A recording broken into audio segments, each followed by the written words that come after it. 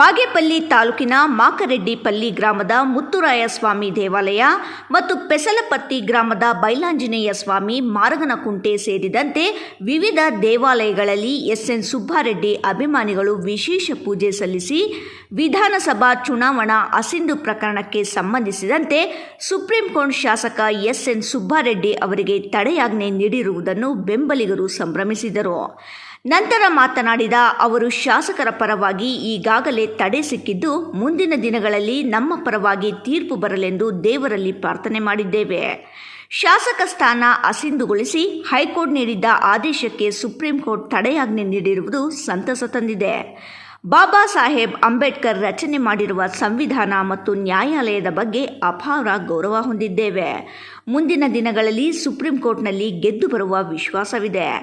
ರಾಜಕೀಯ ವಿರೋಧಿಗಳಿಂದ ಷಡ್ಯಂತ್ರಗಳು ಎಷ್ಟೇ ನಡೆದರೂ ಸತ್ಯಕ್ಕೆ ಜಯ ಸಿಗುತ್ತದೆ. ಶಾಸಕ ಸುಬ್ಬಾರೆಡ್ಡಿ ಅವರು ದೇವರಂತಹ ಮನುಷ್ಯರಾಗಿದ್ದು, ದೇವರೇ ಅವರನ್ನು ಕಾಪಾಡಿದ್ದಾರೆ ಎಂದರು.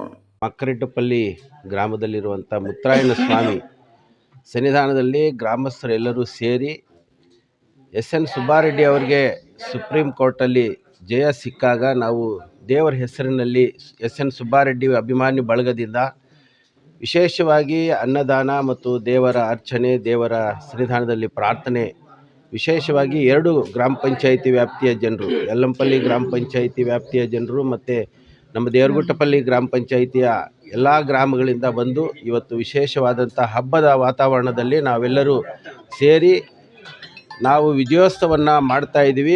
ಹಾಗೂ ರಾಮನಾಥಣ್ಣ, ನಾಗಪ್ಪಣ್ಣ, ಶ್ರೀನಿವಾಸ, ರವಿ, ನಾಗರಾಜ್ ಗೌಡ್ರು ಎಲ್ಲ ಸೇರಿ, ಅಂಜನ್ ರೆಡ್ಡಿ ಎಲ್ಲ ಸೇರಿ, ಗ್ರಾಮ ಪಂಚಾಯತ್ ಸದಸ್ಯರು ಎಲ್ಲ ಸೇರಿ ನಮ್ಮ MLA ಅವರು ಯಾವುದೋ ಒಂದು ಕಾರಣಾಂತರದಿಂದ ಅಸಿಂಧು ಅಂತ ಹೈಕೋರ್ಟ್ ಮಾಡಿದರು.